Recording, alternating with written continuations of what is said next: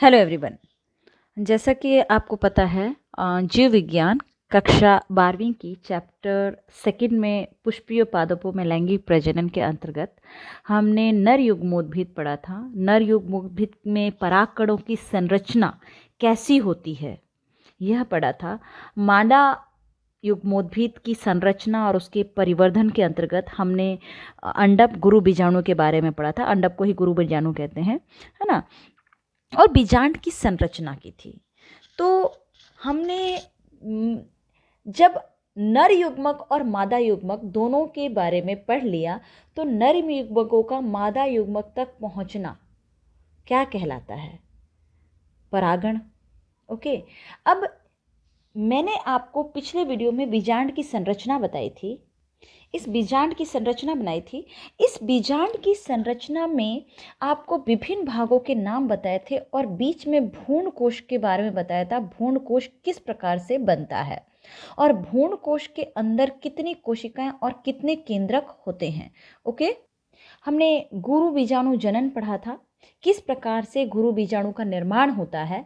प्रसूपक कोशिका प्राप्सु कोशिकाएं विभाजित होकर प्राथमिक भित्तिक कोशिका बनाती हैं और प्राथमिक बीजाणु जनन कोशिका बनाती हैं। प्राथमिक बीजाणु जनन कोशिका दुगुणित होती हैं। दुगुणित यानी जो गुणसूत्र होते हैं उनकी संख्या इनमें दुगुणित होती है और वो 4 अगुणित गुरु बीजाणु बनाते हैं। 4 अगुणित गुरु बीजाणुओं का परिवर्धन हमने आपको समझाया था, किस प्रकार से चार अगुणित गुरु बीजाणुओं से भ्रूण कोश के अंदर 8 केंद्रकों का निर्माण होता है और 7 कोशिकाओं का निर्माण होता है। आपको ये भी बताया था कि जो 4 अगुणित गुरु बीजाणु होते हैं उनमें से 3 नष्ट हो जाते हैं और केवल एक ही क्रियाशील रहती है। और जो एक कोशिका होती है उसके अंदर का केंद्रक 2 भागों में बढ़ता है, 2 से 4 में बढ़ता है और 4 से 8 भागों में बढ़ता है और विन्यासित हो जाते हैं 4 निभागी छोर की तरफ और 4 बीजांड द्वार की तरफ। दोनों तरफ से एक एक केंद्रक मध्य में आ जाते हैं और द्वितीय केंद्रक बनाते हैं या ध्रुवीय केंद्रक का निर्माण होता है। तो आज हम इसी के बारे में आगे पढ़ रहे हैं कि इसके अंदर द्विनिषेचन या दुक निषेचन की प्रक्रिया कैसे होती है। ओके, चलिए पहले बीजांड के अंदर की हम बात करते हैं। तो बीजांड के अंदर सबसे पहले हम भ्रूणकोश का निर्माण करते हैं। ओके, तो ये भ्रूणकोश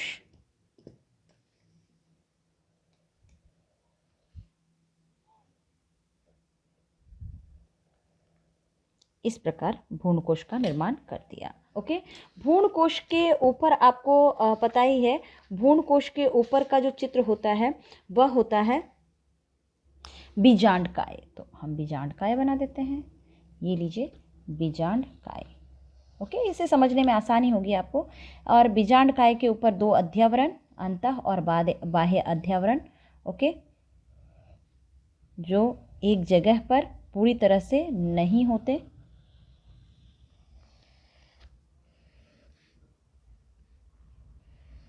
जहां पर नहीं होते उसको बीजाणु द्वार कहते हैं, इसे निभाग कहते हैं। हम इनके बारे में नहीं कर रहे हैं, हम कर रहे हैं भ्रूणकोश के बारे में। ओके, हम पढ़ रहे हैं भ्रूणकोश के बारे में। ओके, भ्रूणकोश के अंदर अब हम बना रहे हैं केंद्रक। नीचे 2 होती हैं सहायक कोशिका या सहायक केंद्रक और 1 होती है अंड कोशिका। ओके, इन सबको कहते हैं अंड सामुच। यहाँ होती हैं 2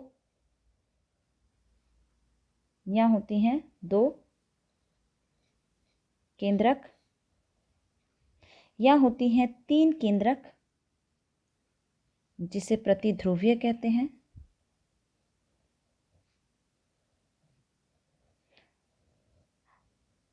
ओके, ये प्रतिध्रुवीय और ये 2 हो जाती हैं द्वितीयक केंद्रक या ध्रुवीय केंद्रक। ओके, तो इसमें अगर देखा जाए तो 8 केंद्रक होती हैं परंतु कोशिका 7 ही होती है। ये याद रखिएगा, पूछा जाता है। कैसे? 1 2 3 कोशिका और ये पूरी एक कोशिका, तो 3 और 1 4 कोशिका, 1 5 6 7 कोशिका। लेकिन केंद्रक गिना जाए तो 1 2 3 4 5 6 7 8, क्योंकि मध्य में 2 केंद्रक होते हैं। तो देखिए, अब पढ़ते हैं द्विक निषेचन किसे कहते हैं। यहां से बीजांड द्वार से जब पॉलन ट्यूब अर्थात परागनली एंटर करती है, तो यहाँ से नर युग्मक, पहला नर युग्मक इससे निषेचन करता है अंड कोशिका से। पहला युग्मक इससे निषेचन करता है अंड कोशिका से और द्विगुणित युग्मनज बनाता है। तो यहाँ मैं लिख देती हूँ, एक नर युग्मक निषेचित होता है अंड कोशिका से और बनाता है युग्मनज। ये N और ये भी N, ये बन जाएगा 2N। ओके, और इस पूरी प्रक्रिया को कहते हैं युग्मक संलयन या सत्य निषेचन। ओके, फिर यहाँ आते हैं, यही से पॉलन ट्यूब जो होगी परागनली दूसरा नर युग्मक को रिलीज कर देगी। तो दूसरा नर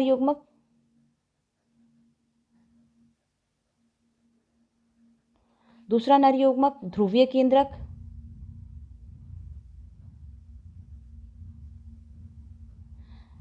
और बनाएगी भ्रूणपोष। क्या बनाएगी? भ्रूणपोष, कोष नहीं, भ्रूणपोष। ओके, भ्रूणपोष। ये होता है N अगुणित, ये होता है 2N और ये बन जाएगा 3N, यानी त्रिक संलयन। और चूंकि निषेचन 2 बार हुआ है इसीलिए इसे कहेंगे द्विनिषेचन। पुनः एक बार मैं समझा देती हूँ ताकि आपको अच्छे से समझ आ जाए यहाँ पर। ओके, देखिए, द्विनिषेचन तथा त्रिक संलयन। एक नर युग्मक, फर्स्ट मेल गैमेट जो होता है, एक नर युग्मक और दूसरा, यानी चली देती हूँ, दूसरा नर युग्मक। ओके, इनमें गुणसूत्रों की संख्या कितनी होगी? N अगुणित। ओके, अब ये निषेचित होंगे। पहला नर युग्मक आके अंड कोशिका से निषेचन करेगा। किससे? अंड कोशिका। ओके, इसको कहेंगे सत्य निषेचन या युग्मक संलयन। तो युग्मकों का क्या होगा? संलयन, और इसीलिए इसको युग्मक संलयन कहेंगे। ओके, और फ्यूजन से क्या बनेगा? युग्मनज। और युग्मनज आगे जाके क्या बनाएगा? भ्रूण। ओके, तो ये N और ये भी N दोनों जुड़ के क्या बने? 2N, अर्थात युग्मनज भ्रूण 2N की कोशिका का निर्माण होगा। ओके, दूसरा नर युग्मक आएगा और करेगा, दूसरा नर युग्मक जो फ्यूज होगा, तो ये फ्यूज होगा द्वितीयक केंद्रक से। ओके, द्वितीयक या ध्रुवीय केंद्रक भी आप कह सकते हैं, कोई दिक्कत नहीं है। तो द्वितीयक केंद्रक से, और द्वितीयक केंद्रक से होगा तो इसे कहते हैं त्रिक संलयन। ओके, और ये बनाएगा भ्रूणपोष या प्राथमिक भ्रूणपोष, है ना? भ्रूणपोष। ओके, भ्रूणपोष। अब इसमें भी N नंबर गुणसूत्र, लेकिन इसमें कितना होगा? 2N, तो ये बनेगा 3N, इसीलिए इसको कहेंगे त्रिक संलयन। तो यह है युग्मक संलयन, यह है त्रिक संलयन। और चूंकि निषेचन 2 बार हो रहा है इसीलिए इसे कहेंगे द्विनिषेचन। निषेचन 2 बार हो रहा है इसीलिए द्विनिषेचन। एक बार त्रिक संलयन और एक बार युग्मक संलयन और एक बार त्रिक संलयन। 2 बार हो रहा है, 2 प्रक्रिया है निषेचन की, इसीलिए इसको कहेंगे द्विनिषेचन। ओके, इसे कर लीजिएगा, पूछा जाता है। द्विनिषेचन का अपना महत्व है। द्विनिषेचन जिम्नोस्पर्म अनावर्त बीजी पादपों में, अर्थात अनावर्त बीजी पादपों में नहीं होता, केवल और केवल आवर्त बीजी यानी एंजियोस्पर्म में होता है। ओके, एंजियोस्पर्म अर्थात आवर्त बीजी पादपों में ही द्विनिषेचन की प्रक्रिया और त्रिक संलयन की प्रक्रिया होती है। ओके, अगर इससे देखें तो जो इसके भ्रूणपोष का जब परिवर्तन होता है तो जो विकसित हो रहा भ्रूण होता है वो क्या करता है, इस भ्रूणपोष से पोषण लेता है। और भ्रूणपोष में जो भ्रूण के लिए पोषण आवश्यक होता है, पोषक तत्व, ये सारे के सारे इसमें भ्रूण के लिए आवश्यक पोषक तत्व भ्रूणपोष में मौजूद होते हैं। देखिए, बहुत से वैज्ञानिकों का ये मानना है कि भ्रूणपोष के अंदर माता और पिता दोनों के गुण मौजूद होते हैं, दोनों के गुणसूत्र मौजूद होते हैं, तो इनसे हाइब्रिड पौधा बना सकते हैं। ओके, तो इससे संकरोज प्रदर्शित करता है, इसमें हाइब्रिड दोनों के दोनों का है तो हाइब्रिडाइजेशन प्रदर्शित करता है। ओके, बीज की जो जीवन क्षमता होती है, युग्मक संलयन और त्रिक संयोजन दोनों ही आवश्यक है। ये दोनों प्रोसेस जो होता है वो बीज के जीने के लिए, बीज की क्षमता के लिए, कैपेबिलिटी के लिए बहुत ज़रूरी है ना। क्यों? क्योंकि इसमें क्या होता है, जीव द्रव का पुनर्विन्यास एवं नवीनीकरण होता है। अतः ये दोनों ही प्रक्रियाएं महत्वपूर्ण हैं किसी भी बीज के जीवन क्षमता के लिए। युग्मक संलयन और त्रिक संयोजन दोनों ही आवश्यक है। ओके, तो ये था हमारा द्विनिषेचन और त्रिक संलयन। अब हम ले रहे हैं भ्रूणपोष। ओके, कि भ्रूणपोष क्या है। भ्रूणपोष के विन्यास के आधार पर 3 प्रकार के ओव्यूल हैं। तो हम भ्रूणपोष के विभिन्न प्रकार भ्रूणपोष के पढ़ते हैं कि किसी भी भ्रूण के अंदर किस प्रकार किसी भी निषेचित अंड के अंदर किस प्रकार भ्रूणपोष व्यवस्थित रहती है। ओके, तो भ्रूणपोष लेते हैं। देखिए, भ्रूणपोष का निर्माण आपको पता है, आवर्तबीजी पौधे में जो त्रिक संलयन होता है उसके द्वारा जो 3N का निर्माण होता है, त्रिगुणित प्राथमिक भ्रूणपोष केंद्रक का निर्माण होता है।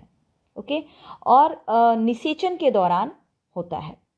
द्वितीयक नर युग्मकों का जब ध्रुवीय केंद्रक से निषेचन होता है तब भ्रूणपोष का निर्माण होता है। ओके, भ्रूण के विकास के लिए ये आवश्यक पोषक पदार्थ प्रदान करता है, पोषण प्रदान करता है। ओके, तो भ्रूणपोष जो है वो 3 प्रकार के होते हैं, केंद्रीय, कोशिकीय और हेलोवियन।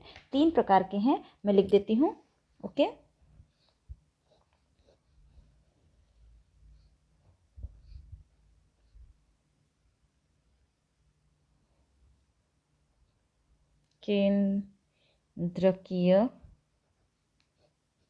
केंद्रकीय का मतलब होता है न्यूक्लियर एंडोस्पर्म। ओके, दूसरा है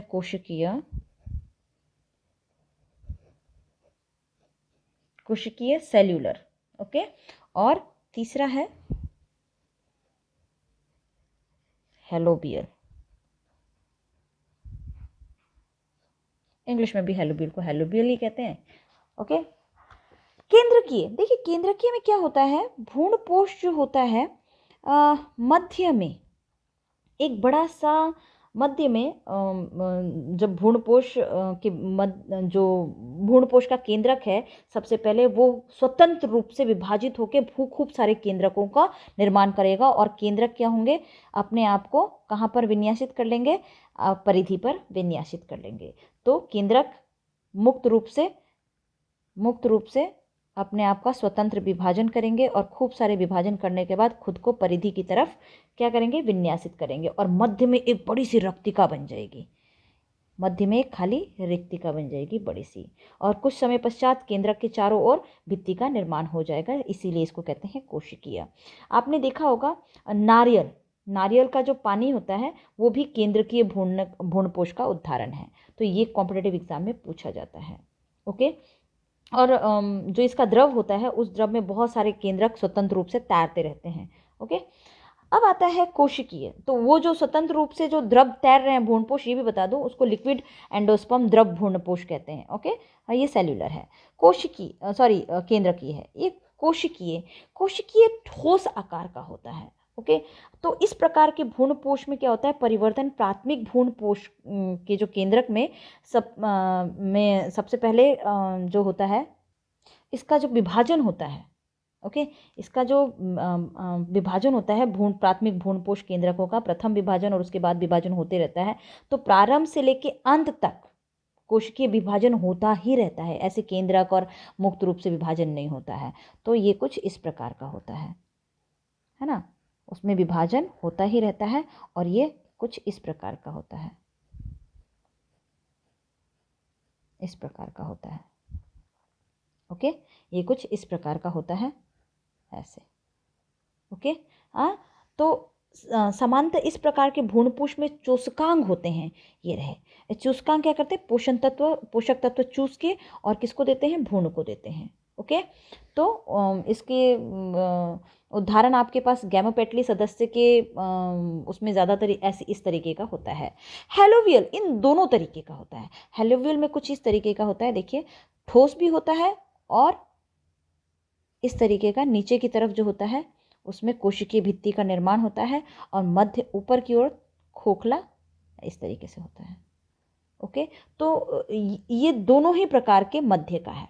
ओके, इसमें प्राथमिक भ्रूणपोष केंद्रकों में प्रथम विभाजन के बाद भित्ति निर्माण होती है और बड़ी सी केंद्रक और एक छोटी सी कोशिका बनती है। बड़ी सी केंद्रक और छोटी सी कोशिका बनती है। ओके, तो निभाग छोर वाली जो होती है वो छोटी कोशिका होती है केंद्रक युक्त, और केंद्रक में मुक्त विभाजन होता है और कोशिका भित्ति का निर्माण नहीं होता। और अंड द्वार की तरफ जो होती है बड़ी कोशिका होती है, केंद्रक विभाजन होता है और भित्ति का निर्माण होता है अंड द्वार की तरफ। ओके, तो ये ज़्यादातर एक बीजपत्री का उदाहरण है। भ्रूणपोष का कार्य मैं पहले ही बता चुकी हूँ। और भ्रूणपोष जो होता है, भ्रूणपोष में कार्बोहाइड्रेट, वसा, प्रोटीन ये सब उपस्थित होते हैं, क्योंकि ये भ्रूण को पोषण देता है। याद रखिएगा, तो इसमें कार्बोहाइड्रेट, वसा, प्रोटीन सभी उपस्थित होते हैं जो एक भ्रूण के परिवर्धन के लिए आवश्यक है। वो सारे के सारे पोषण इसमें क्या होते हैं, अवेलेबल होते हैं, मौजूद होते हैं। तो भ्रूण किस प्रकार से इन भ्रूणपोष से अपना पोषण अवशोषित करेगा, चूसकांग के द्वारा। एक चूसकांग का निर्माण होगा जो भ्रूणपोष में उपस्थित होंगे और चूसकांग भ्रूणपोष से पोषण लेके भ्रूण को देगा और भ्रूण का आगे विकास होगा। और भ्रूणपोषी बीजों में जो बीज के अंकुरण के समय क्या होता है, भ्रूणपोष नवोद्भिद को भोजन प्रदान करता है। ये याद रखिएगा, बहुत इंपॉर्टेंट है। तो कुछ पौधों में कोशिकीय, जैसे मैंने बताया, इसमें चूसकांग का निर्माण होगा। भ्रूणपोष में चूसकांग पाए जाते हैं जो भ्रूणपोष अथवा उसके बाहर की जो उपस्थित कोशिकाएं होती हैं उनसे भोजन को चूस करके भ्रूण को देते हैं। और भ्रूणपोषी बीज में बीज के अंकुरण के समय भ्रूणपोष नवोद्भिद को भोजन प्रदान करता है। ओके, तो ये है भ्रूणपोष के बारे में। भ्रूणपोष के कार्य हमने पढ़ लिए। तो आज हमने द्विक निषेचन, त्वरित संलयन पढ़ा, भ्रूणपोष पढ़ा, भ्रूणपोष के प्रकार पढ़े। अगली टॉपिक के साथ हम आपको नेक्स्ट वीडियो में मिलेंगे। आज के लिए इतना ही। Thank you.